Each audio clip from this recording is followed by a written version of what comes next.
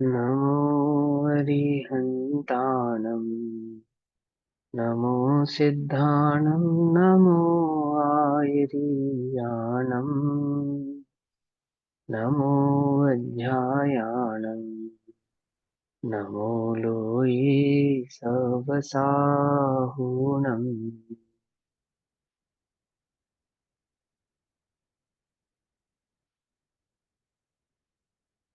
ओंकारं बिन्दुसंयुक्तं नित्यं ध्यायन्ति योगिनः कामदं मोक्षदं चैव ओंकाराय नमो नमः। मङ्गलं भगवान् वीरो मङ्गलं गौतमो गणी मङ्गलं कुन्दकुन्दार्द्यो जैनधर्मोऽस्तु मङ्गलम्। सर्वमङ्गलमाङ्गल्यं सर्वकल्याणकारकं प्रधानां सर्वधर्माणां जैनं जयतु शासनम्।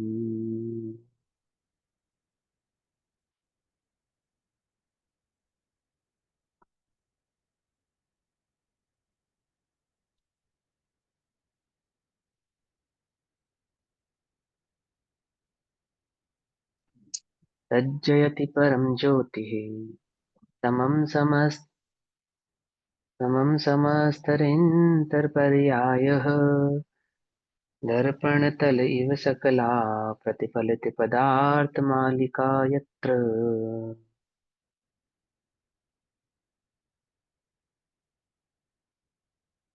आज हमारी कक्षा का प्रारंभ होने जा रहा है श्री पुरुषार्थ सिद्धि उपाय जी ग्रंथ से। श्री पुरुषार्थ सिद्धि उपाय के रचयिता आचार्य अमरचंद्र देव हैं, आप सभी जानते हैं।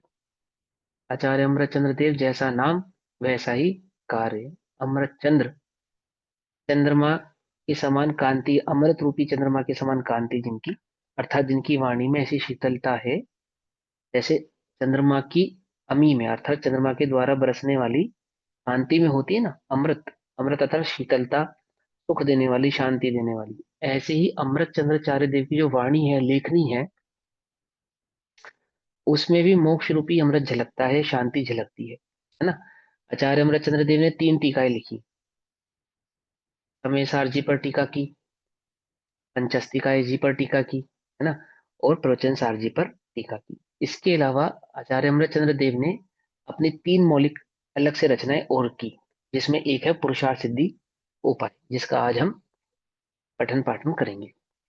पुरुषार्थ सिद्धि उपाय ग्रंथ लेखन संस्कृत की जो मूल लेखनी है, जो प्राकृत टीका है, मूल प्राकृत टीका, और प्राकृत गाथा है, और टीका का हुआ संस्कृत की। प्राकृत नहीं, संस्कृत की। संस्कृत की जो मूल टीका है और गाथाएं हैं, इसके रचयिता आचार्य अमरचंद्र देव हैं। इस टीका का हिंदी रूपांतरण किया सर्वप्रथम टोडरमल जी ने, सबसे पहले ढूंढारी भाषा में। टोडरमल जी ने जब पुरुषार्थ सिद्धि उपाय ग्रंथ का हिंदी रूपांतरण किया तो अधूरा किया, पूरा नहीं कर पाए। पूरा करने से पहले ही उनका देवगति गमन हो गया। उसके बाद पंडित दौलत राम जी कासलीवाल जी ने इस ग्रंथ की टीका को पूरा किया, ढूंढारी भाषा में ही। ठीक।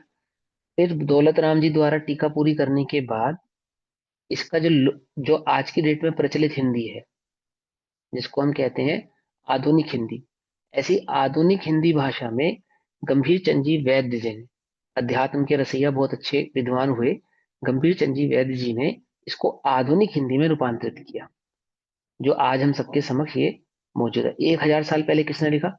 आचार्य अमृतचंद्र देव ने। उस 1000 साल के बाद, लगभग आज से 250 साल पहले, लगभग 800 वर्ष बाद, 750 साल बाद, आचार्य अमृतचंद्र देव की संस्कृत भाषा का रूपांतरण किया पंडित टोडरमल जी ने।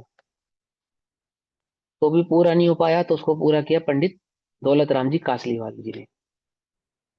और फिर आज से 50 साल पहले इसको पंडित गंभीरमल जी ने, वैद्य गंभीरमल जी वैद्य जी ने आधुनिक भाषा में रूपांतरण किया। और आज इसको हम सभी अपने यहाँ पर इस कक्षा में पढ़ रहे हैं। इस बीच में आचार्य कुंद कुंदेव के नाम के स्मरण के साथ जिन भी विद्वानों ने आचार्य कुंदकुन देव को पढ़ा, आचार्य अमृतचंद्र देव को पढ़ा, उन सभी विद्वानों ने आचार्य श्री की इस कृति को भी बहुत गंभीरता से पढ़ा। और गुरुदेव श्री के आने के बाद तो ये जन जन के हृदय का हार बन गया। पंडित टोडरमल जी द्वारा लिखा हुआ ग्रंथ, मोक्षर प्रकाशक जी उनके द्वारा लिखी गई कृतियां, आचार्य कुंदकुन देव, आचार्य अमृतचंद्र देव, ये तो सभी के कंठ का हार बन गए और इनके द्वारा लिखी गई कृतियां भी जन जन में पढ़ी जाने लगी, है ना। ये पुरुषार्थ सिद्धि उपाय नामक जो ग्रंथ है, इस पुरुषार्थ सिद्धि उपाय नामक ग्रंथ का जो मूल उद्देश्य है, जो मूल भाव है, वो क्या है? वो श्रावकाचार संबंधी भाव है। मैंने श्रावक के आचरण की मुख्यता से लिखा गया यह ग्रंथ है। आचार्य अमरचंद्र देव की एक शैली है, एक सुंदर शैली, कि वो न्याय और अध्यात्म इन दोनों को जोड़कर अपनी बात कहते हैं। जब वो टीका करते हैं या वो स्वयं अपनी मौलिक रचना कर रहे हैं, तो क्या ध्यान रखते हैं? अध्यात्म की मुख्यता उनकी लेखनी में हमेशा बनी रहती है। आगम और अध्यात्म दोनों पैरेलल चलते, पैरेलल। और वही चीज यहाँ पे भी हुई है। उन्होंने कैसे किया? श्रावकाचार यानी आचरण की प्लस अध्यात्म की, ऐसी दो मुख्य धाराओं के साथ, यानी स्यादवाद का सुमेल बिठाया, निश्चय और व्यवहार पूर्वक। निश्चय और व्यवहार, जिसको हम व्यवहार आचरण कहा, या जिसको व्यवहार मोक्ष मार्ग कहा, और जिसको निश्चय मोक्ष मार्ग कहा, ऐसे निश्चय और व्यवहार दोनों ही प्रकार के मोक्ष मार्गों का सुमेल बिठाते हुए आचार्य अमरचंद्र देव द्वारा ये रचना रची गई, पुरुषार्थ सिद्धि उपाय, जिसका नाम है। इसी पुरुषार्थ सिद्धि उपाय ग्रंथ का दूसरा नाम है जिन प्रवचन सार। क्या नाम है? जिन प्रवचन सार। बोलो एक बार, क्या नाम है? जिन प्रवचन रहस्य कोश लिखा हुआ है भैया। हाँ, ये रहस्य कोश या जिन प्रवचन सार भी कह सकते हैं। जिन प्रवचन रहस्य कोश भी है ना। कोश माने पिटारा, कोश का अर्थ होता है पिटारा, जिसमें रहस्य भरा हुआ है। जिन प्रवचन, जिनेन्द्र भगवान के प्रवचन का रहस्य भरा हुआ है, या जो जिन भगवान के प्रवचन का जो जिसमें सार है या रहस्य भरा है, ऐसे पिटारा, इसका नाम है जिन प्रवचन रहस्य कोश, या जिन प्रवचन सार भी इसको कहा जाता है। जिन प्रवचन रहस्य कोश ही आप याद रखो, सार मत याद रखो। जो आपकी पुस्तक में नाम है वही आपको नाम याद रखना भी चाहिए, है ना। तो पुरुषार्थ सिद्धि उपाय, इसका दूसरा नाम हो गया जिन प्रवचन रहस्य कोश। ठीक है ना। ये दोनों नामों के ऊपर हम अभी चर्चा करेंगे, चिंतन करेंगे। इन दोनों नामों के का अर्थ क्या है, भाव क्या है, समझेंगे। तो ये किसकी अपेक्षा से? श्रावकाचार की अपेक्षा से इस ग्रंथ की मुख्यता को रखते हुए लिखा गया। अंत में इसमें एक प्रकरण मुनि धर्म का भी है। एक प्रकरण इसमें मुनि धर्म का भी, क्योंकि अपना उद्देश्य श्रावक धर्म पालन करना मात्र नहीं है, मुनि धर्म की प्राप्ति होना भी इस जीवन का वास्तविक लक्ष्य, सार है या उद्देश्य है। और मात्र श्रावक धर्म या मुनि धर्म की प्राप्ति होना इस जीवन का उद्देश्य नहीं है। उद्देश्य तो मोक्ष की प्राप्ति होना है, रत्नात्रय पूर्वक, है ना। तो ऐसे रत्नात्रय पूर्वक जो जीवन के अंदर अध्यात्म की धारा भी बहे, अर्थात निश्चय मोक्ष मार्ग भी प्रकट हो, और बाहर में व्यवहार मोक्ष मार्ग भी रहे, ऐसे दोनों ही प्रकार के मोक्ष मार्ग के सुमेल को बिठाते हुए ये पुरुषार्थ सिद्धि उपाय ग्रंथ की सामग्री तैयार हुई। आचार्य अमरचंद्र देव की जो सोच थी, जो उनकी दूरदर्शिता थी, अथवा जो उनको लगा कि इसकी मुख्यता है समाज में, उस मुख्यता को ध्यान में रखते हुए आचार्य अमरचंद्र देव ने इस ग्रंथ की रचना को किया है। ठीक। तो ग्रंथ शुरू करने से पहले हम ग्रंथ का भाव समझेंगे, पहले मंगलाचरण करेंगे जो आचार्य पंडित टोडरमल जी ने, आचार्य कल पंडित टोडरमल जी ने किया है ना। भैया, लेकिन ये ग्रंथ, हाँ बोलो बोलो। जैसे अभी आपने बताया कि टोडरमल जी ने ये लिखा तो वो अपूर्ण रह गया, तो और हाँ जी, मोक्ष ठीक आ रही। आज भी अपूर्ण रह गया, तो इसका मतलब उन्होंने एक टाइम पर दो, एक से ज्यादा शास्त्र लिखने शुरू, एक। हाँ, एक जो जो पंडित टोडरमल जी मोक्षमार्ग प्रकाशक जी लिख रहे थे, वो तो उनकी मौलिक कृति थी, अपनी निजी कृति हो गई। और ये अच्छा। टीका थी, ये रूपांतरण कर रहे थे, जो संस्कृत को हिंदी में रूपांतरण कर रहे थे। ठीक है ना। ये उनकी रूपांतरण, टीका के ऊपर रूपांतरण हो रहा था। ठीक है ना। देखते हैं तो ज्यादा जैसे ग्रंथ। कन्वर्जन, हाँ। पंडित टोडरमल जी विलक्षण वृत्ति के जीव थे, विलक्षण बुद्धि थी उनकी। ऐसे ही उनको आचार्य कल्प थोड़ी कहा जाता है। अब पंडित टोडरमल जी को आचार्य कल्प की जो उपाधि प्राप्त हुई है, वो यूं ही थोड़ी प्राप्त हो गई। वो एक नॉर्मल विद्वान नहीं थे कि पीएचडी और डिलीट टाइप के वो विद्वान थे, समझे। उस जमाने में पीएचडी होती थी या नहीं होती थी, पीएचडी के स्तर की पढ़ाई होती थी या नहीं होती थी, पता नहीं। पर मुझे लगता है कि एक आचार्य, आचार्य बनने के लिए जितना ज्ञान रखते हैं उतना ज्ञान उनको गृहस्थ में ही था। समझे नहीं समझे? गृहस्थ में ही था। उनके उनके विद्वत्ता का सानी, मतलब गृहस्थ में रहते हुए इतनी विद्वत्ता का सानी कोई रहा नहीं अभी तक। ऐसा विद्वान अपने पास उपलब्ध नहीं हुआ। विद्वान तो बहुत हुए और एक से हुए, एक से एक विद्वान है, कोटि के विद्वान है, विद्वानों की कमी नहीं है।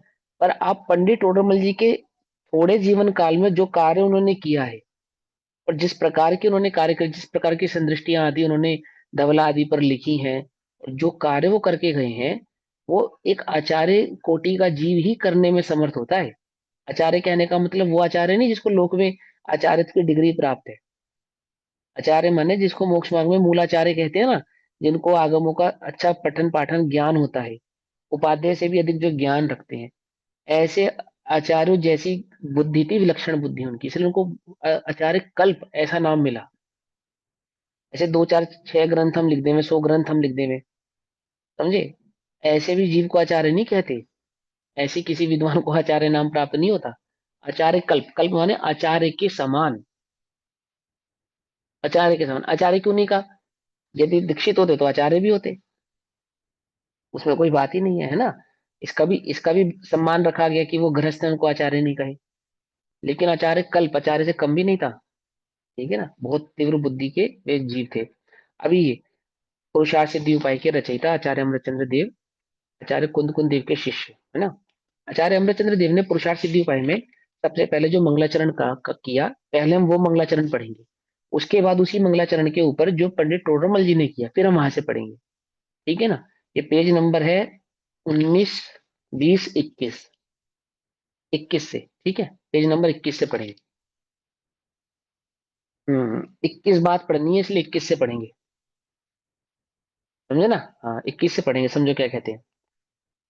तज्जयति परम ज्योति समम समस्तैर्नंत पर्याय है, दर्पण तल इव सकला प्रतिफलति पदार्थ मालिका यत्र। ये सबसे पहले श्लोक किया आचार्य अमरचंद्र देव ने इस ग्रंथ की रचना करने से पहले, मंगलाचरण के रूप में।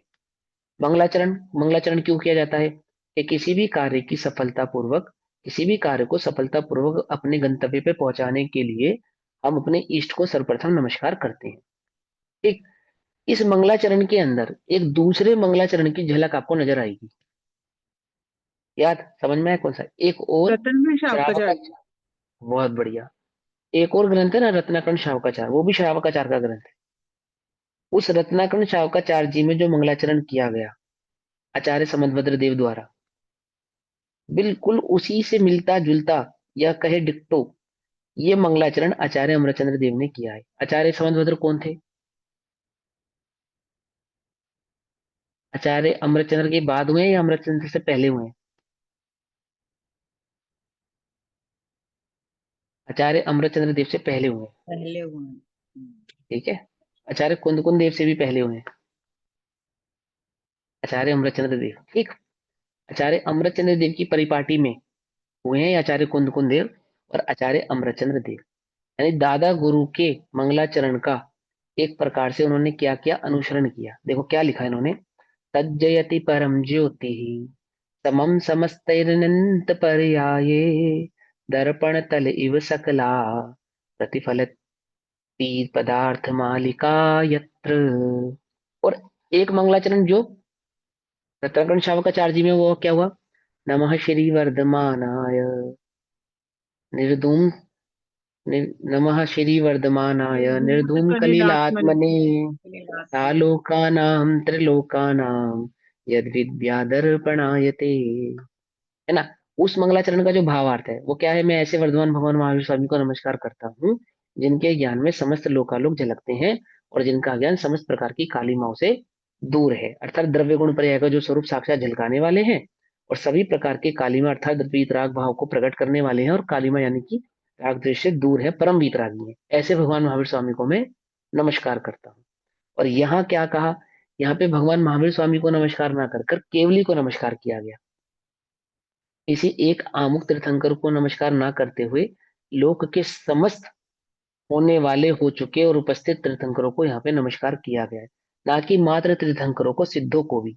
एक साथ नमस्कार कर दिया गया। क्या कहकर, देखो क्या कहा, यत्र अर्थात जिसमें, दर्पण तल इव, दर्पण के तल की तरह, अर्थात दर्पण तल की तरह। दर्पण का तल कैसा होता है बताओ, देखा आपने दर्पण का तल? तल माने गहराई, तल माने गहराई, हाँ। बेस।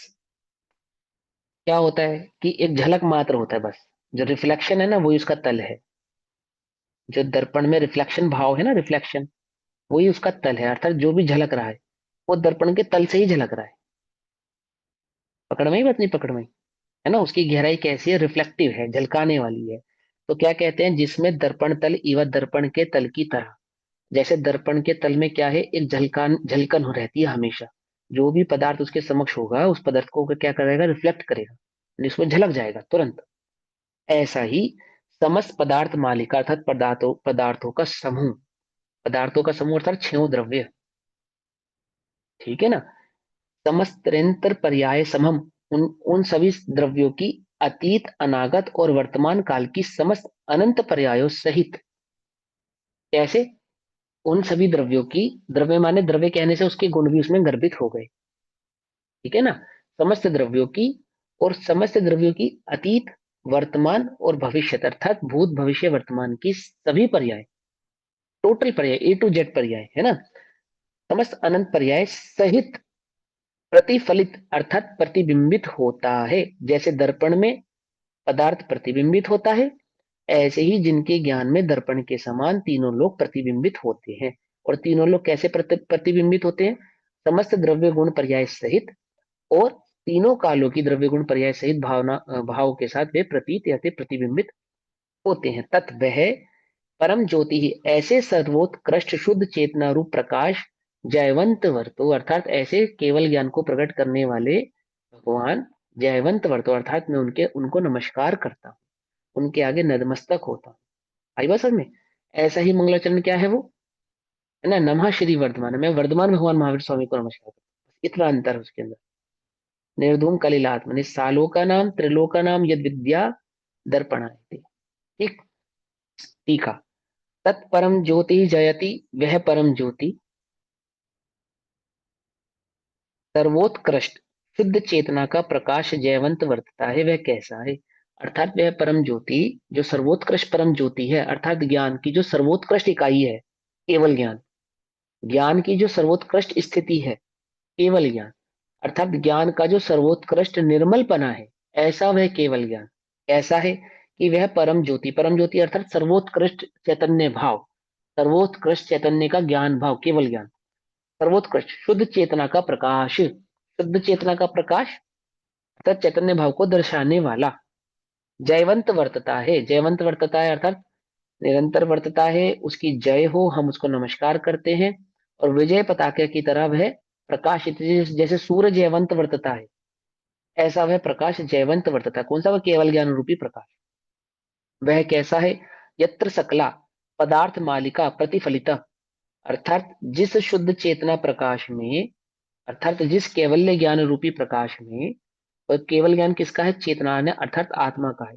तो जो शुद्ध चैतन्य का जो भाव है, ज्ञान है, उसके प्रकाश में समस्त ही जीवादि पदार्थों का समूह प्रतिबिंबित होता है।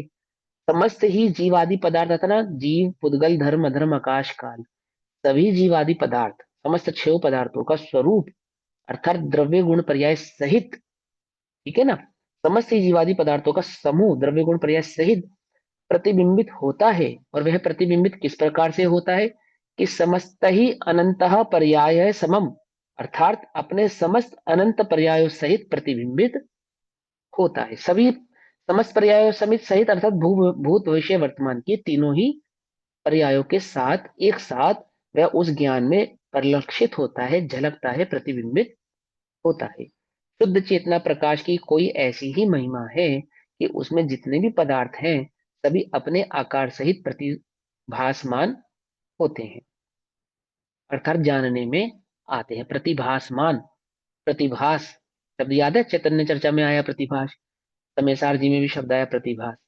प्रतिभासमान, मान माने धारण किए हुए, जानन भाव को धारण किए हुए होते हैं।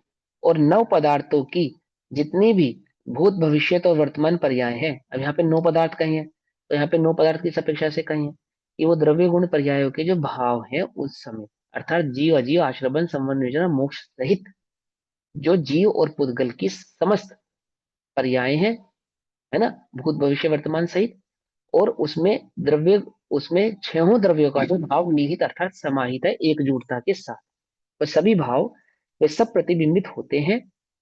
इस प्रकार प्रतिबिंबित होते हैं, दर्पण तल इवा, जिस प्रकार दर्पण के ऊपर के भाग में घटपट आदि प्रतिबिंबित होते हैं। ठीक है ना, ऊपर के भाव में अर्थात वो दर्पण की गहराई अर्थात तल में, तल कहने का तात्पर्य है कि जैसे दर्पण में देखो तो दर्पण में कैसे भाव प्रतिबिंबित होते हैं, मानो दर्पण में ही हो, दर्पण में ही हो, होते नहीं है लेकिन प्रतिबिंबित ऐसे होते हैं कि मानो दर्पण में ही हो। ठीक है ना, पर होते नहीं है, तो प्रतिबिंबित होते हैं। यहाँ दर्पण का दृष्टांत दिया है, उसका प्रयोजन यह है जानना कि दर्पण को ऐसी इच्छा नहीं है कि मैं इन पदार्थों को प्रतिबिंबित करूं। जिस प्रकार लोहे की सुई लोह चुंबक के पास स्वयं ही जाती है, वैसे ही दर्पण अपना स्वरूप छोड़कर उसको प्रतिबिंबित करने के लिए पदार्थों के पास नहीं जाता। जैसे जैसे लोह पिंड के पास चुंबक अथवा चुंबक के पास लोह की सुई आकर्षित होती है, इस प्रकार ज्ञान में ज्ञेय अर्थात ज्ञेयों में ज्ञान आकर्षित होकर प्रकट होते नहीं। ज्ञान अपनी जगह पे स्थित रहता है, ज्ञेय अपनी जगह पे स्थित रहते हैं।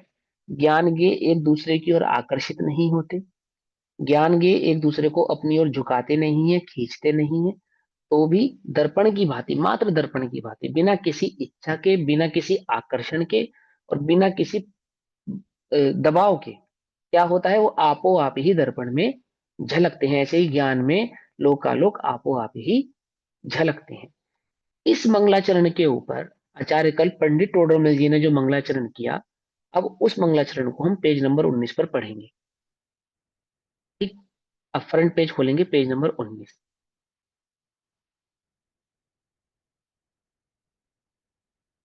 ले सभी ने करे शुरू। देखो, श्री जिनाय नमः, श्रीमद आचार्य अमरचंद्र देव विरचित पुरुषार्थ सिद्धि उपाय अपर नाम जिन प्रवचन रहस्य कोश आचार्य कल पंडित टोडरमल जी कृत भाषा वचनिका का हिंदी रूपांतर। हिंदी रूपांतर अब सबसे पहले लिखा है श्री जिनाय नमः, अर्थात श्री जिनेन्द्र भगवान को हम नमस्कार करते हैं। श्री अर्थात लक्ष्मी, जो लोक और आलोक की लक्ष्मी के धारक हैं। लौकिक लक्ष्मी और अलौकिक लक्ष्मी। अलौकिक लक्ष्मी अर्थात जो सिद्धत्व की परिपूर्ण लक्ष्मी अर्थात अनंत दर्शन, अनंत सुख, अनंत चेत वीर्य, अनंत वैभववान है, अनंत दर्शनवान है, ऐसे लक्ष्मी को प्राप्त है अनंत चतुष्टय सहित। और जिन्हों को लोकालोक की समस्त लक्ष्मी लक्ष्मी समर्पित है, अर्थात लोक के समस्त सुख जिनके आगे नतमस्तक है, ऐसे वो श्री समोशरण की लक्ष्मी वाले धारण करने वाले और मोक्ष रूपी लक्ष्मी को धारण करने वाले जिनेन्द्र भगवान को हम नमस्कार करते हैं। श्री जिनाय नमः। श्रीमद आचार्य अमरचंद्र आचार्य देव विरचित, श्री अमरचंद्र आचार्य द्वारा, अमरचंद्र देव आचार्य द्वारा रचित पुरुषार्थ सिद्धि उपाय। तो सबसे पहले ये नाम आया पुरुषार्थ सिद्धि उपाय। क्या अर्थ होता है पुरुषार्थ सिद्धि उपाय का? इस ग्रंथ का जो नाम है पुरुषार्थ सिद्धि उपाय, ये क्यों रखा गया और पुरुष इसका क्या भाव है, ये हम समझना। पुरुष माने हैं पुरुषार्थ, पुरुषार्थ सिद्ध, पुरुषार्थ को सिद्ध करने के लिए जो उपाय किए जाएं। पुरुषार्थ को सिद्ध करने के लिए जो उपाय कीजिए, ठीक है। अच्छा, अच्छी कोशिश है, बढ़िया है। और भी किसी को कोई कोशिश करनी तो बताओ। और भी किसी ने कुछ कहना हो तो तो पुरुष करो माने कोशिश, करो उसमें क्या आत्मा, है। पुरुष माने पुरुष माने आत्मा। आत्मा। हाँ, पुरुष माने आत्मा, वेरी गुड। तो और पुरुषार्थ किसी से को? हम अपने आत्म स्वरूप की आत्मा की प्राप्ति प्राप्ति के उपाय होगा ना भैया, हम्म, करते। आत्मा की प्राप्ति का उपाय। ठीक है, वेरी गुड। आत्मा की प्राप्ति का उपाय, पुरुषार्थ से उपाय, आदि आदि, बिल्कुल सही। आपके सबके उत्तर एकदम सही है, सही समझ रहे हैं। अब हम थोड़ा सा शब्द को समझेंगे।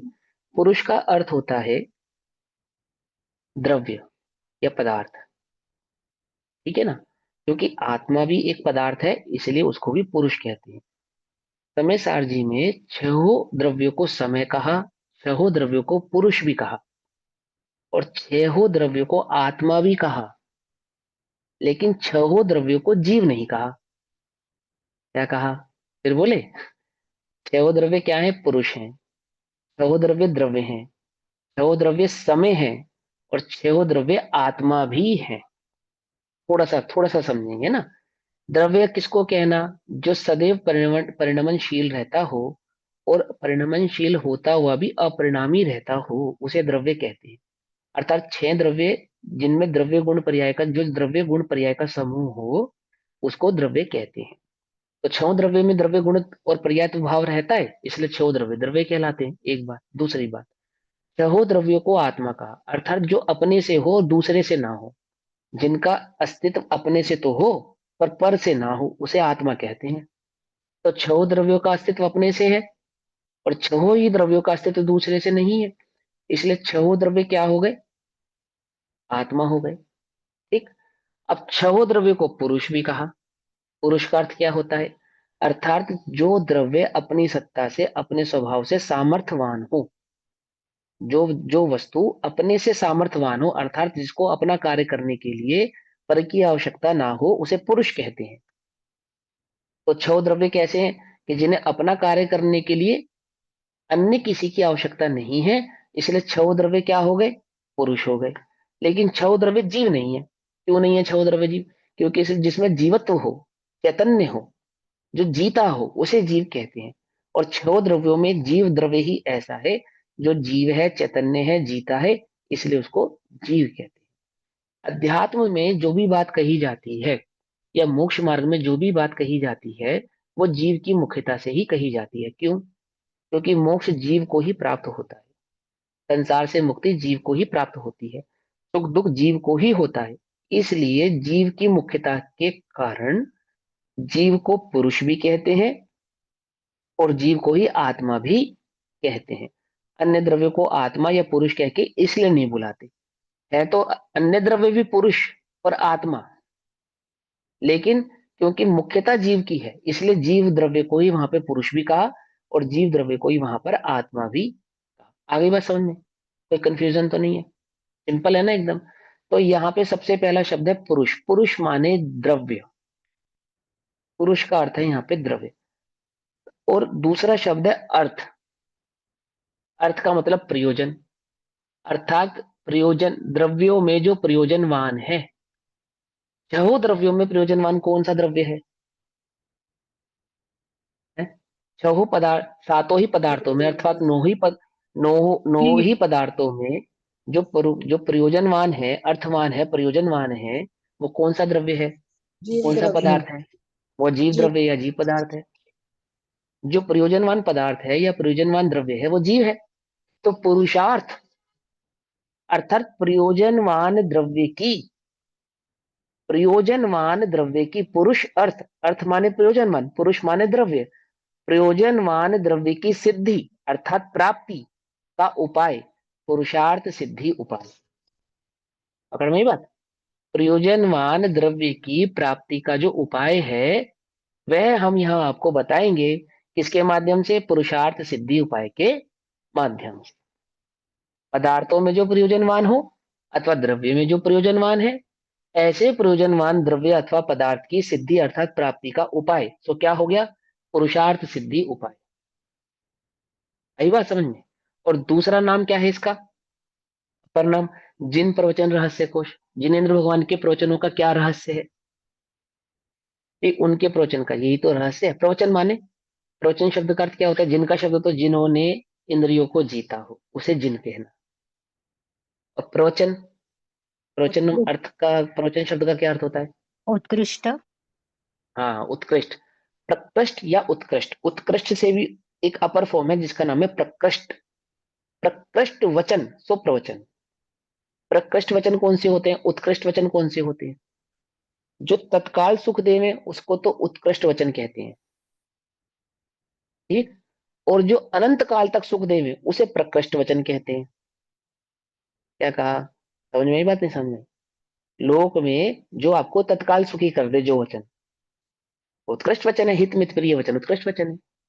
लेकिन जो आपको अनादि अनंत काल तक सुखी कर देंगे, ऐसे प्रकृष्ट वचन कहने वाले जो जिनेंद्र भगवान हैं, जिनकी वाणी कैसी है, जिनके वचन कैसे हैं, प्रकृष्ट है। प्रकृष्ट अर्थात आठों ही कर्मों का नाश करने वाले हैं, लोक के समस्त दुखों को हरने वाले हैं। उनके वचन का क्या रहस्य है कि वही पुरुषार्थ प्रयोजन भूत पदार्थ की प्राप्ति होना, अर्थात प्रयोजन भूत मोक्ष मार्ग रत्नत्रय की जो प्राप्ति है, उसका क्या रहस्य है? क्या रहस्य है भगवान की वाणी का? क्या रहस्य है कि ये जीव इस संसार से निकलकर मोक्ष को प्राप्त हो जाए, ये जीव संसार के दुखों को त्याग कर रत्नत्रय रूपी रूपी मार्गों में चलकर अपने परम पुरुषार्थ पद को, अर्थात अपने परम सिद्ध पद को प्राप्त हो जाए, चैतन्य भाव को प्राप्त हो जाए। तो क्या हुआ? जिन प्रवचन रहस्य कोश अर्थात पिटारा, ये पिटारा है भगवान के प्रकृष्ट वचनों का पिटारा है, जिसमें रहस्य छुपा है। क्या रहस्य छुपा है? पुरुषार्थ सिद्धि उपाय का, यानी प्रयोजनवान द्रव्य की सिद्धि की उपाय, यानी प्राप्ति का उपाय इस ग्रंथ में छुपा है। क्या हुआ इसका मतलब? कि जो मोक्ष मार्गी की प्ररूपणा दो प्रकार से की, निश्चय और व्यवहार से। तो निश्चय और व्यवहार से की गई जो प्ररूपणा है मोक्ष मार्ग की, वो इस ग्रंथ में मौजूद है, जिसको समझकर आप क्या प्रकट कर सकते हैं? रत्नात्रय प्रकट कर सकते हैं, मोक्ष प्रकट कर सकते हैं, आठ कर्मों का अभाव कर सकते हैं। समझ में आई बात? नहीं समझ में? पुरुषार्थ सिद्धि उपाय, क्या अर्थ है पुरुषार्थ सिद्धि उपाय का? कौन बताएगा? हाथ खड़ा करो ऐसे बस, मैं अपने आप देख के पूछ लूंगा। जिनकी वीडियो है उनके तो हाथ ही नहीं खड़े होंगे। है? कौन बताएगा बताओ? एक कल्पना दीदी से पूछे, ये नए हमारी कक्षा में, इनसे पूछते हैं ना। चलो बताओ, कल्पना दीदी बताएंगे। पुरुषार्थ सिद्धि उपाय का अर्थ करो, क्या है? प्रयोजनवान पदार्थ की प्राप्ति का उपाय। वेरी गुड, है ना? अब एक एक बहुत सुंदर अर्थ, बिल्कुल बहुत बढ़िया, सभी याद कर लेना। ऐसे पुरुष माने द्रव्य, अर्थ माने प्रयोजन, सिद्ध माने प्राप्ति, उपाय यानी कि प्रयोजनवान द्रव्य की प्राप्ति का उपाय। प्राप्ति का तो उपाय। प्रयोजनवान द्रव्य कौन है? प्रयोजनवान पदार्थ कौन सा है? मैं कौन है वो जीव प्रयोजनवान? हाँ, जीव मैं स्वयं। स्वयं। हाँ, मैं ही तो प्रयोजनवान हूँ मेरे लिए। जे त्रिभुवन में जीवनन, सुख चाहे दुखते भेवन, सुख सुख का प्रयोजन ही हमारा एकमात्र प्रयोजन है, और वो सुख गुण मेरा है। तो मुझे मेरी ही प्राप्ति का जो वास्तविक मार्ग उपाय है, वो ये पुरुषार्थ सिद्धि उपाय से मुझे प्राप्त होगा। ठीक। हिंदी रूपांतरण भूमिका। अब मंगलाचरण करते हैं आचार्य कल पंडित टोडरमल जी द्वारा जो मंगलाचरण किया गया, अब उस मंगलाचरण को पढ़ते हैं। परम पुरुष निज अर्थ को साधि हुए गुण वृंद, आनंदामृत चंद्र को वंदत हूँ सुख कंद। वाणी बिन बैन ना बने, बैन बिना बिन नैन, नैन बिना ना बान बने, नमो वाणी बिन बैन।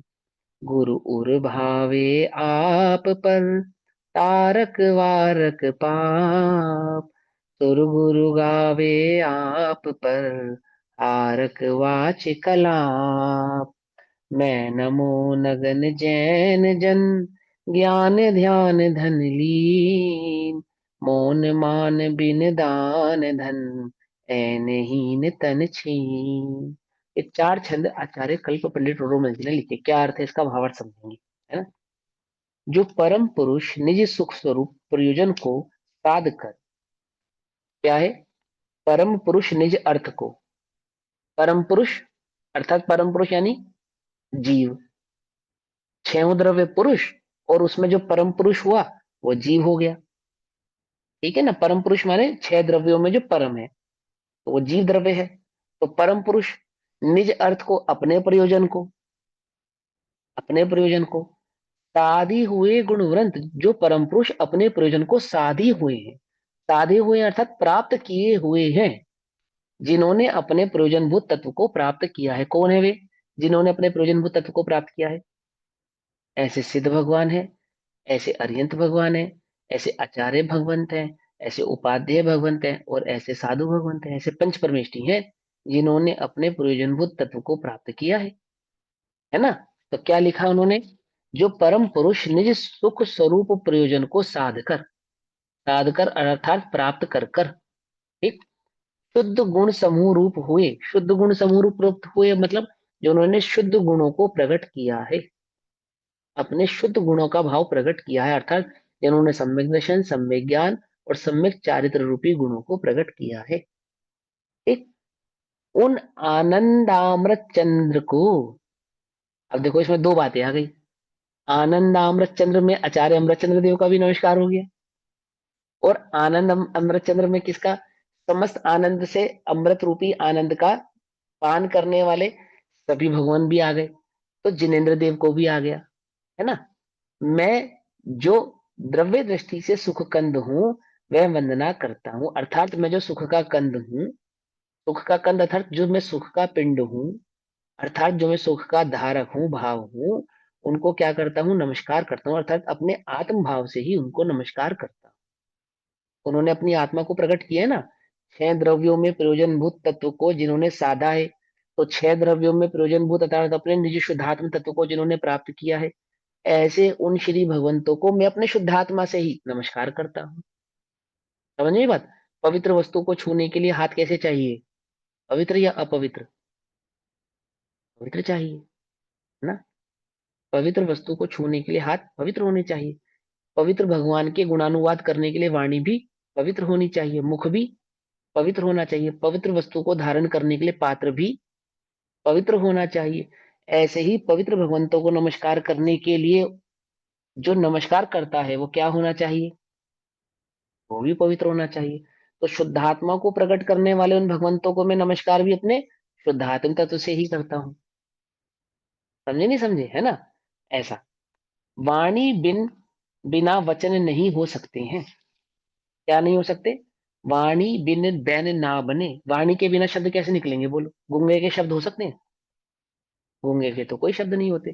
शब्दों के लिए तो क्या चाहिए? वाणी चाहिए।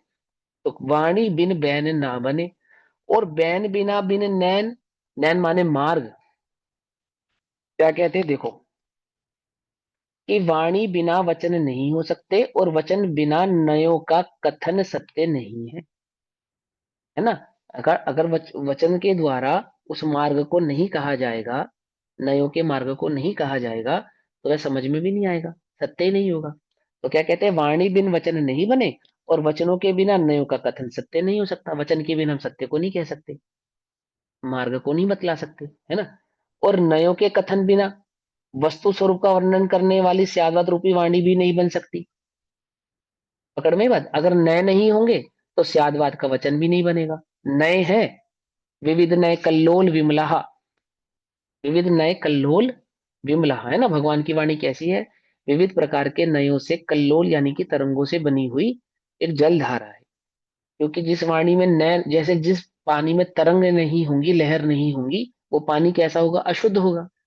तो जिस मोक्ष मार्ग में नयो रूपी तरंग नहीं होगी, वह मोक्ष मार्ग भी कैसा होगा? वास्तविक मोक्ष मार्ग नहीं होगा। तो स्याद्वाद रूपी नयों से कहा गया जो मोक्ष मार्ग है, वो वाणी के बिना क्या है? संभव नहीं है। तो वाणी के बिना वचन संभव नहीं है, और वचन में नय ना हो तो वह नय के बिना मोक्ष मार्ग भी संभव नहीं है। किंतु हे जिनेन्द्र देव, आपकी वाणी स्याद्वाद रूप होती हुई भी निराक्षरी है। आहा। परंतु हे भगवान, आपके बैन भी नहीं है और वाणी भी है। क्या कहा? ऐसी वाणी है जिसमें शब्द नहीं है। ओंकारमयी वाणी है ना भगवान की, निशब्द। तो वाणी भी है, वचन, और वाणी में वचन भी नहीं है, और फिर भी उसमें स्याद्वाद रूपी नयों का भाव प्रकाशित हो रहा है। माना भगवान की दिव्य ध्वनि को यहाँ पे नमस्कार किया गया है। तो कैसे नमस्कार किया गया? किंतु हे जिनेन्द्र देव, आपकी वाणी स्याद्वाद रूप होती हुई भी निराक्षरी है, उसमें कोई अक्षर नहीं है। समझे? कौन सी भगवान की भाषा? हिंदी, संस्कृत, प्राकृत, मराठी, तमिल, तेलुगु, कौन सी है? कोई नहीं, है ना। श्वेतांबर मत में ऐसी परंपरा है, ऐसा कहा जाता है कि भगवान प्राकृत भाषा में क्या करते हैं? उच्चारण करते हैं, बोलते हैं, है ना। अथवा देवों की संस्कृत भाषा है। अथवा हिंदू मत में ऐसा माना गया कि जब शिव भगवान धरती पे आए और उन्होंने व्यास जी को ज्ञान दिया, तो सबसे पहले तमिल कन्नड़ भाषा में वेदों की रचना हुई।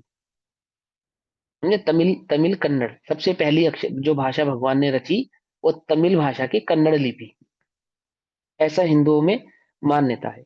अपने जैन समुदाय के संस्कृत में मान्यता क्या है? कि भगवान ने अर्धमागधी या शायद, हाँ, अर्धमागधी।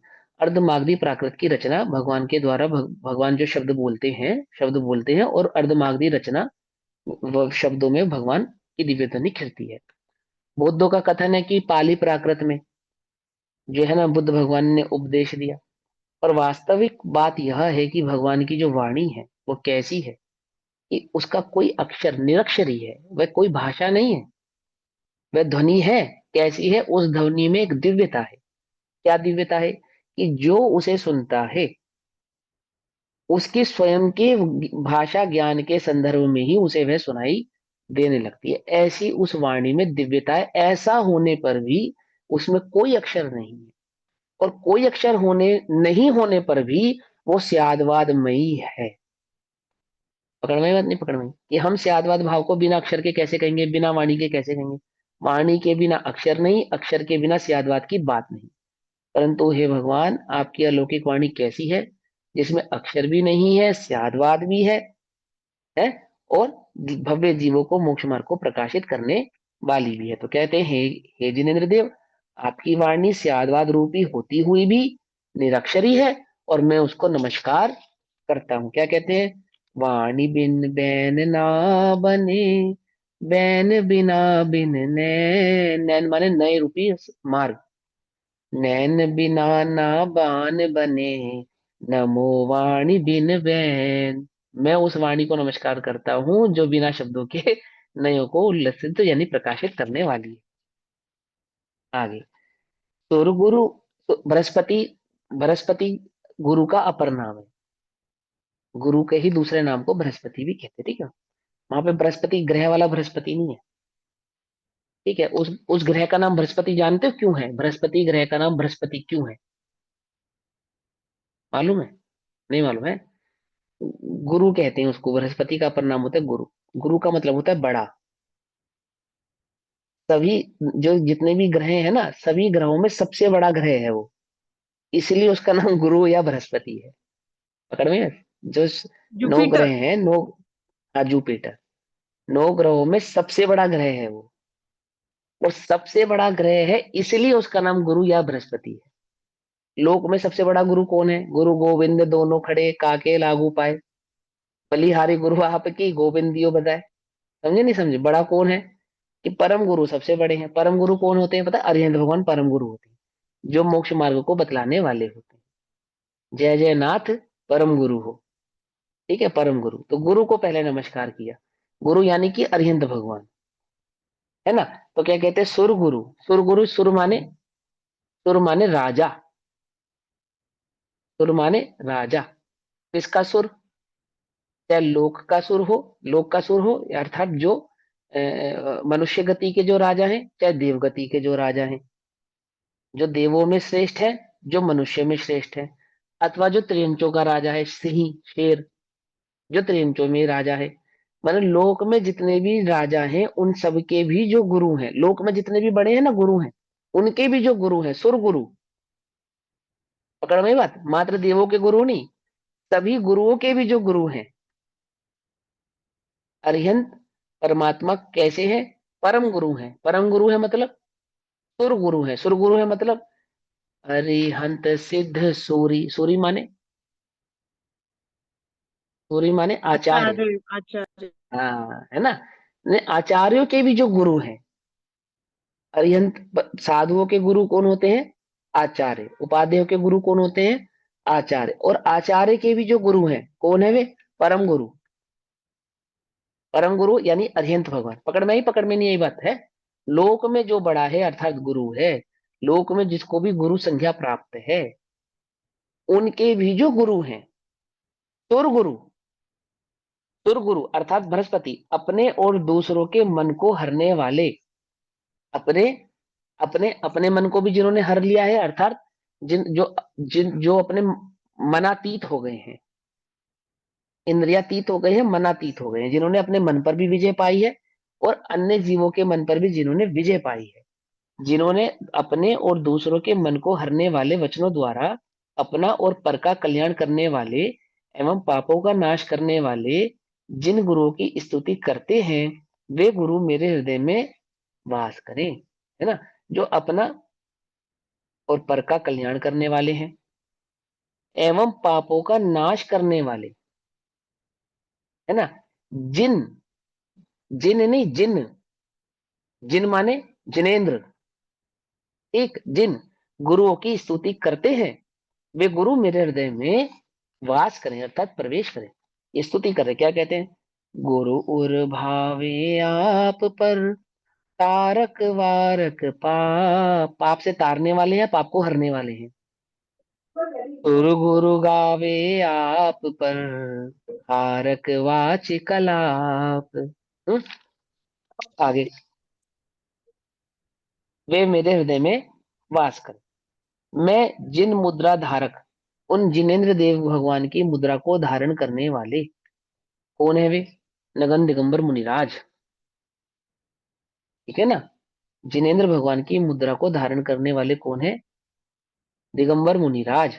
तो दिगंबर मुनिराज, मैं जिन मुद्रा धारक जैन नगन दिगंबर मुनि को नमस्कार करता हूं, ठीक है ना, कि जो ज्ञान ध्यान रूपी धन स्वरूप में लीन है। कैसा है धन उनका, ज्ञान ध्यान रूपी धन, ज्ञान ध्यान सिवा नहीं दूजा कोई काज है, ऐसे परम दिगंबर मुनि श्री जी ने मुनिराज है ना। तो क्या कहते हैं कि ज्ञान ध्यान रूपी धन स्वरूपी जिनका में जो लीन है, काम मान अर्थात घमंड और कर्तृत्व ममत्व से रहित है। काम अर्थात घमंड या मान या लोभ आदि भावों से, कर्तृत्व आदि भावों से, ममत्व से जो रहित है, और मेघ समान बादलों के समान धर्मोपदेश की वृष्टि करने वाले हैं।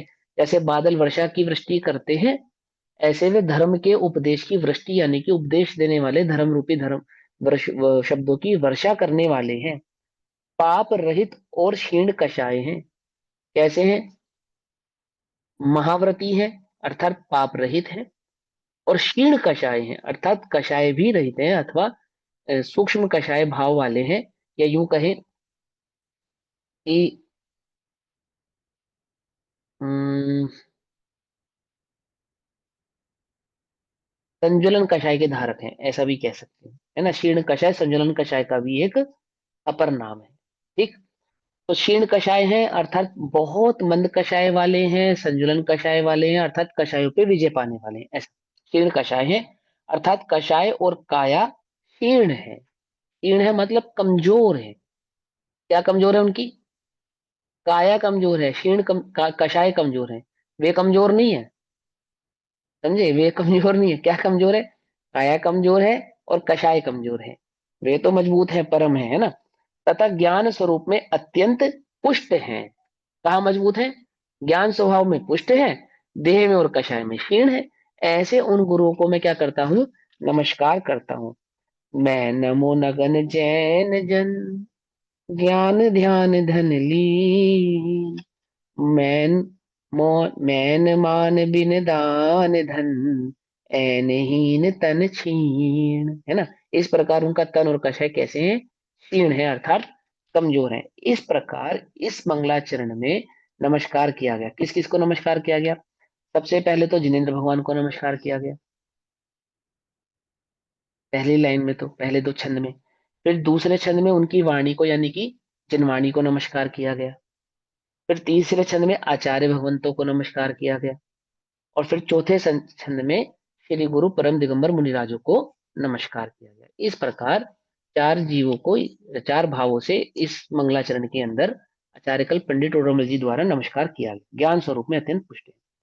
अगला, चार के बाद अगला उसका छंद पढ़ते हैं, सवैया। कोई नर निश्चय से आत्मा, नहीं ये है सवैया में पढ़ना इसको। कोई नर निश्चय से आत्म को शुद्ध मान, भय है स्वच्छंद न पिछाने निज शुद्धता। कोई व्यवहार दानशील तप भाव ही कऊ, आत्म को हित जाने छोड़े नहीं मुद्दता। कोई व्यवहार नए निश्चय के मार्ग को, भिन्न भिन्न जानी पहचानी करे उद्दता। जब जाने निश्चय के भेद व्यवहार सब, कारण को उपचार माने तब बुद्धता। क्या कहते हैं जो ये निश्चय और व्यवहार पूरक मोक्ष मार्ग की रचना हुई है ना इस पुरुषार्थ सिद्धि उपाय में, श्रावकाचार्य की अपेक्षा से उसके निश्चय और व्यवहार दोनों ही प्रकार के मोक्ष मार्गों को यहाँ पे समझाया जाएगा। तो वह मोक्ष मार्ग समझाने के पीछे का जो तात्पर्य है, जो कारण है, वो क्या कारण है, वो क्या लॉजिक है, तो वो यह समझा रहे हैं कि जो वस्तु स्वरूप को भली प्रकार से समझते नहीं है, जिन्हें वस्तु स्वरूप की सही प्रकार से खबर नहीं है, वो क्या गड़बड़ करते हैं कि वो ये गड़बड़ करते हैं। क्या गड़बड़ करते हैं?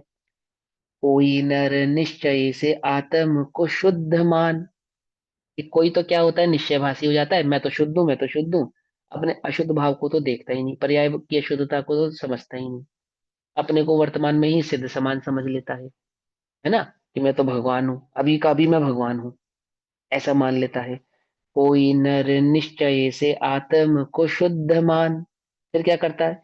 भय है स्वच्छंद ना पिछाने निज शुद्धता, अपनी वास्तविक शुद्धता को तो पहचानता नहीं है और स्वच्छंद प्रवृत्ति करता है, चाहे जैसा मर्जी खाता है, जैसा मर्जी पीता है, जैसा मर्जी आचरण करता है, और अपने को शुद्ध मानता है, भगवान मानता है, भगवान के, मैं साक्षात अभी वर्तमान में ही भगवान हूं, ऐसा अपने को मानने लगता है। दूसरी बात, कोई व्यवहार दानशील तप भाव ही को, कोई ऐसे हैं जो व्यवहार मोक्ष मार्ग में अर्थात व्यवहार मोक्ष मार्ग के निरूपण में लीन हो गए, उनको क्या लगता है कि मैं दान करता हूँ, शील का पालन करता हूँ, तप करता हूँ, तो मैं तो मोक्ष मार्गी हूँ, यानी शरीर के आश्रित, शरीर आश्रित पर आश्रित धर्म आचरण को पालने पर मैं मोक्ष मार्गी हो गया हूँ, ऐसा उनको भास होने लगता है, यानी व्यवहाराभासी। कोई व्यवहार दान शील तप भाव ही को, आत्म को हित जानी छोड़े नहीं मुद्दता, पर्याय की जो मूढ़ता है, मुद्दता माने मूढ़ता, उसको छोड़ता नहीं, उसी को आत्मा का हित मान लेता है, यानी पर द्रव्य के कार्य को आत्मा का कार्य मानकर और शरीर से होने वाले धर्म को ही वास्तविक धर्म जानकर उसमें ही मूढ़ रहता है, यानी कि व्यवहाराभासी। अब तीसरी बात, कोई व्यवहार निश्चय के मार्ग को, अर्थात कोई निश्चय और व्यवहार ऐसे दोनों ही भाव को उभयाभास पूर्वक, उभयाभास, निश्चय और व्यवहार के सही स्वरूप को नहीं पहचानता, वास्तविक स्वरूप को नहीं पहचानता, परंतु एक भास निश्चय का और एक भास व्यवहार का, ऐसे निश्चय और व्यवहार के दोनों भासों को पकड़कर कि मैं वर्तमान में शुद्ध भी हूं और मुझे शुद्ध आचरण करना भी है, कि मैं वर्तमान में भगवान ही हूं और मुझे भगवानवत आचरण करना भी है, मैं वर्तमान में खाता पीता नहीं हूं और परंतु मुझे शुद्ध भोजन आदि ग्रहण करना है, ऐसा जो निश्चय व्यवहार का समावेश उसके जीवन में हो जाता है उभयाभास के रूप में। तो क्या कहते हैं? कोई व्यवहार नए निश्चय के मार्ग कऊ, भिन्न भिन्न जानी पहचानी करे उद्दता, उन दोनों को अलग अलग मानता है और उन दोनों में अपनी प्रवृत्ति करता है और समझता है कि मुझे तो मोक्ष मार्ग हो गया, यानी कि मैं निश्चय का भी पालन करता हूँ और व्यवहार का भी पालन करता हूँ, जबकि मोक्ष मार्ग में ना निश्चय का पालन होता है ना व्यवहार का पालन होता है, वस्तु स्वरूप को समझ के आत्मा में रमणता होती है, उस रमणता की प्रवृत्ति को, अंतरंग प्रवृत्ति को निश्चय कहते हैं और बहिरंग प्रवृत्ति को व्यवहार कहते हैं। निश्चय या व्यवहार का पालन नहीं होता, पालन तो वस्तु स्वरूप का होता है, परिणमन तो अपने भाव स्वभाव का होता है, और उस परिणमन को समझाने की शैली निश्चय व्यवहार है, कोई मार्ग दो प्रकार का नहीं है कि मैंने दोनों ही प्रकार के मार्ग को धारण किया है, निश्चय को भी और व्यवहार को भी, कि मार्ग दो नहीं, मार्ग तो एक ही है। उस एक मार्ग में जो धारण हुए हैं, प्राप्त हुए हैं, उनकी प्रवृत्ति को निश्चय और व्यवहार से समझाया था, उसने प्रवृत्ति को पकड़ के मैंने निश्चय भी पकड़ा है और व्यवहार भी पकड़ा है, ऐसा उसको हो गया है। जब जाने निश्चय के भेद व्यवहार सब, जब निश्चय और व्यवहार के सभी भेदों को समझता है, भली प्रकार से नयों के स्वरूप को समझता है, कारण को उपचार माने तब बुद्धता, अर्थात वो कारण और उपचार दोनों भावों को समझ के बुद्धत्व यानी कि शुद्ध आत्म तत्व को, सम्यक दर्शन को प्राप्त होता है। श्री गुरु परम दयालु हो दिए सत्य उपदेश, श्री गुरु ने, परम दयालु गुरु भगवान ने करुणा करके हमें सत्य मार्ग का उपदेश दिया है।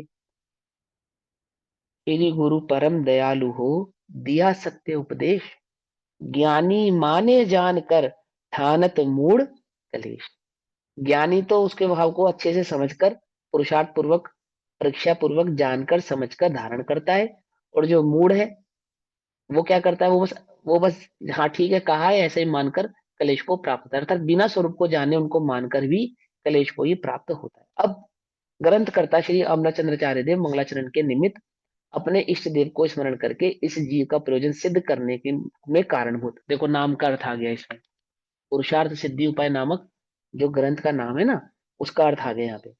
इष्ट देव को स्मरण करके इस जीव का प्रयोजन सिद्ध होने में कारणभूत निश्चय और व्यवहार मोक्ष मार्ग की एकता रूप उपदेश जिसमें है, ऐसे ग्रंथ का आरंभ करते हैं।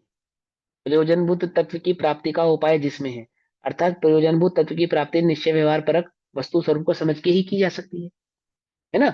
तो उसकी प्राप्ति का उपाय जिसमें है, ऐसे ग्रंथ का वह मंगलाचरण करते हैं। अब मंगलाचरण हम पढ़ चुके हैं, ना, पहले पढ़ा हमने मंगलाचरण, अब आगे पढ़ते हैं। दर्पण में प्रवेश नहीं करते, यहां तक समझ में आ गया, दोबारा पढ़ने की आवश्यकता तो नहीं है, तो वो तो पढ़ लेते हैं, नहीं चलो। अब पेज नंबर 22 पे आ जाएंगे। सभी के पास है ना पुस्तक ग्रंथ, तो सभी के पास अवेलेबल होगा, समझ सभी को आ रहा है, किसी को नहीं समझ में आ रहा है तो वो पूछ सकता है।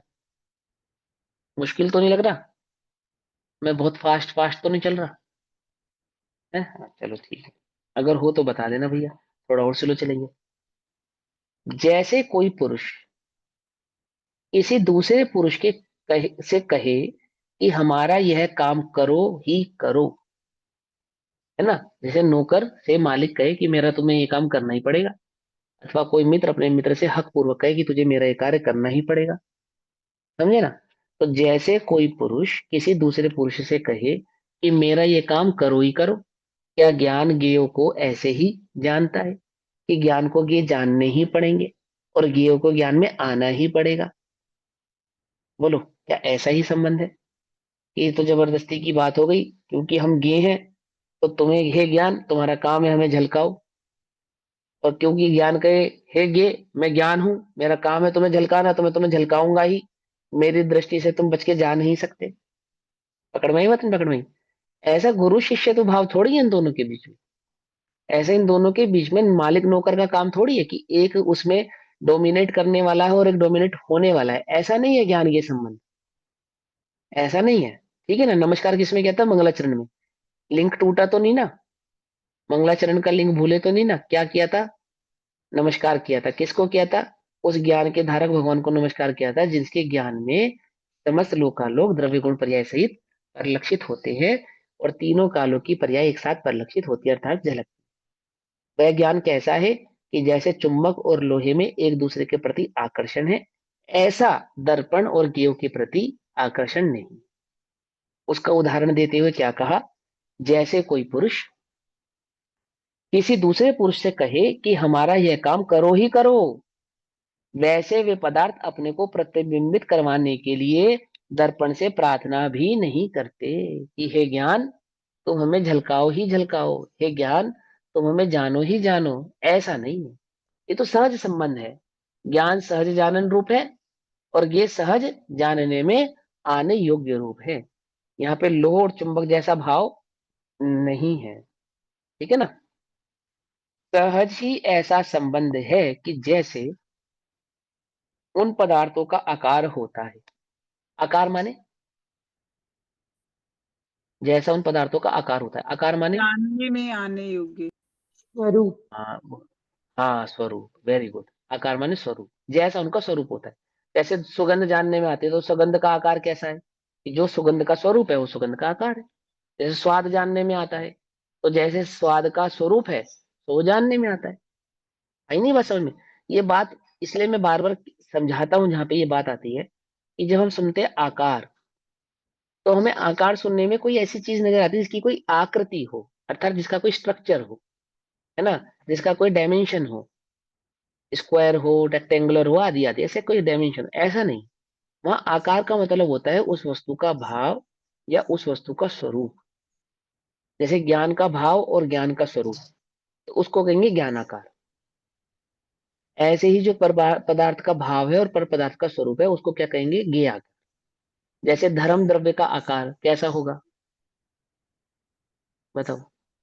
आकाश द्रव्य का आकार कैसा होगा?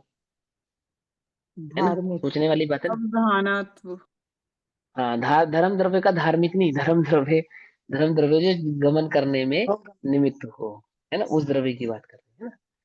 ऐसे ही अधर्म द्रव्य का आकार कैसा होगा? तो आकार कहने का तात्पर्य यह है कि जो उस द्रव्य का स्वरूप है, जो उस द्रव्य का भाव है, वह ज्ञान में जानने में आता है, ऐसा। तो क्या कहते हैं, सहज ही ऐसा संबंध है कि जैसा उन पदार्थों का आकार होता है, आकार होता है अर्थात स्वरूप होता है ना, वैसे ही आकार रूप वे दर्पण में प्रतिबिंबित होते हैं, अर्थात ज्ञान में प्रतिबिंबित होते हैं। ठीक है ना। प्रतिबिंबित होने पर दर्पण ऐसा नहीं मानता कि ये पदार्थ मेरे लिए भले हैं या उपकारी हैं, अर्थात जैसे दर्पण में कोई पदार्थ प्रतिबिंबित होता हो, झलकता हो, तो दर्पण को ये भाव नहीं होता क्योंकि ये पदार्थ मुझ में झलका है इसलिए मेरे लिए भला है, अथवा ये पदार्थ मुझ में झलका है इसलिए मेरे लिए बुरा है। मैंने काला आदमी दर्पण देखे तो दर्पण को बुरा लगता होगा, ये किसे देख लिया सुबह सुबह, क्या कहा, समझे या नहीं समझे। आदमी दर्पण में जब अपने को देखता है तो दर्पण आदमी को देखता है या नहीं देखता है, क्या समझे या नहीं समझे। हम दर्पण में किसको देखते हैं, कि अपने को देखते हैं, और दर्पण किसको देखता है, किसी को नहीं देखता। वो किसी को नहीं देखता, है ना। क्योंकि वो किसी को नहीं देखता इसलिए वो नाराज भी नहीं होता कि सुबह सुबह किसका चेहरा दिखा दिया मुझे। हमारे नजरों के सामने तो किसी का चेहरा आ जाए तो हमें लगता है ना, हे भगवान ये सुबह सुबह किसका चेहरा देख लिया, अथवा अपने साथ कोई गड़बड़ हो जाए तो क्या कहते हैं, हम सुबह किसका चेहरा देख के निकले थे, ऐसा लगता नहीं लगता। क्योंकि हम अमुक का चेहरा देख के निकले थे इसलिए हमारा दिन खराब हो गया। उस अमुक का चेहरा तो निरंतर केवली भगवान देख ही रहे हैं, जिसका चेहरा देख के तुम्हारा दिमाग दिन खराब हो गया, समझे या नहीं समझे। तो उनका केवल ज्ञान खराब होता होगा, नहीं होता होगा, है ना। नरक का पूरा स्वरूप देखते हैं, लोक में जितनी हिंसा होती है वो सारा स्वरूप उनको दिखाई देता है, सारे पापाचरण उनको दिखाई देते हैं, है ना। इवन आपके अंतरंग की सारे बुरे परिणाम भी उनको दिखाई देते हैं। खड़े तो तुम मंदिर में हो और अंदर में तुम्हारे क्या चल रहा है वो सब केवली भगवान देख रहे होते हैं। तो उनको लगता होगा ना ये कैसा व्यक्ति है, खड़ा तो मेरे समक्ष हाथ जोड़ के और अंदर में पांचों पापों की भावना चल रही है इसके अंदर, है। ये बोले नहीं, ज्ञान ऐसा खराब नहीं होता, ज्ञान में ज्ञेयकृत अशुद्धता नहीं आती, ऐसा समझा।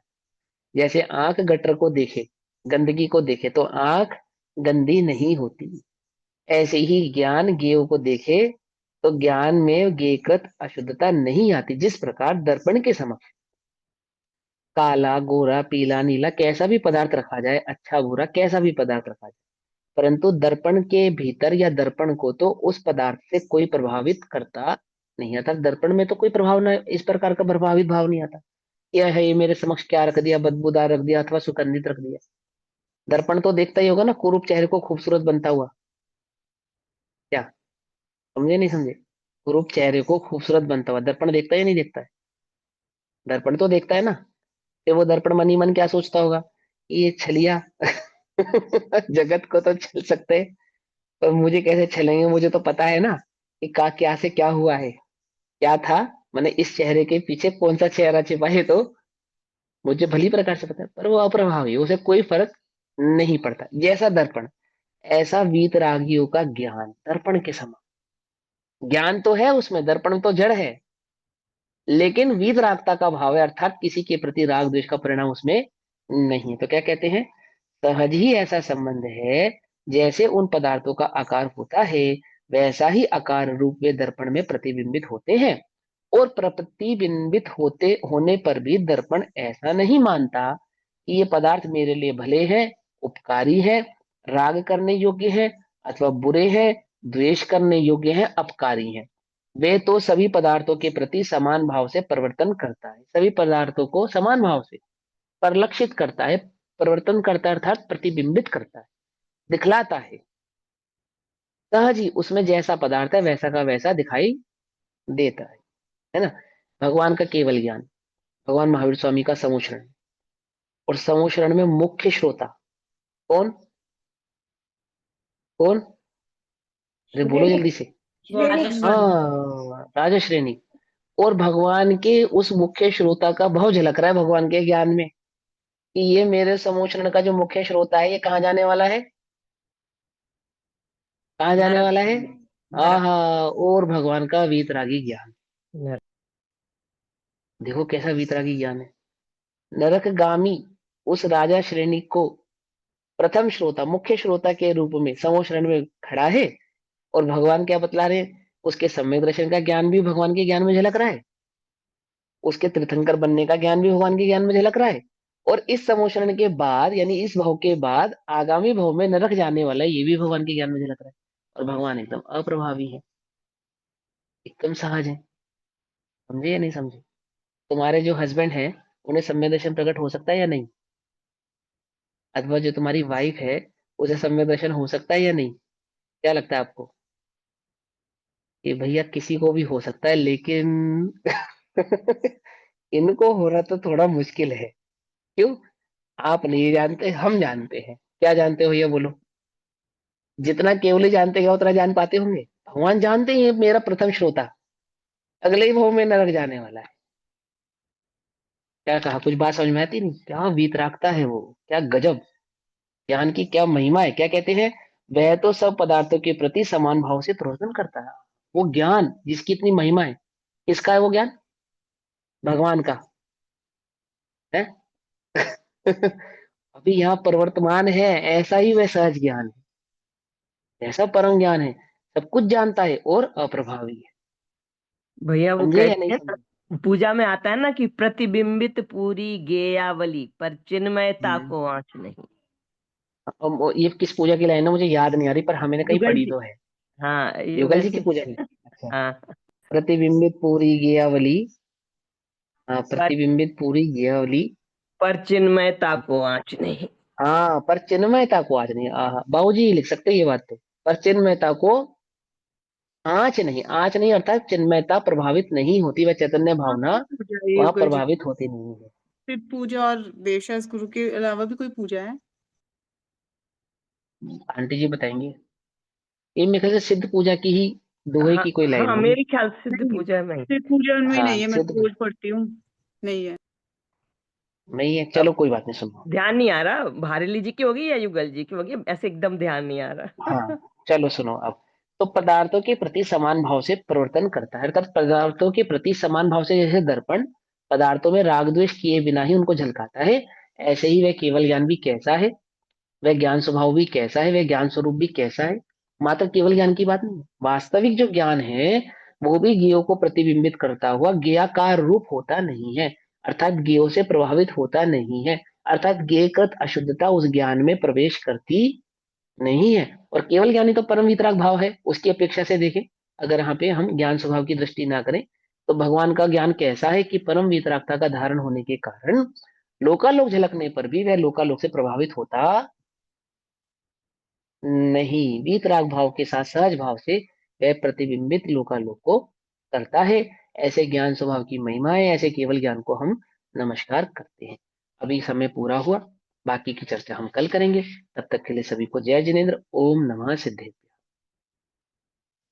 निज निधि निज में बताई, यहाँ अनंत उपकार है, उसके लिए जिन वाणी माँ को वंदना शतबार।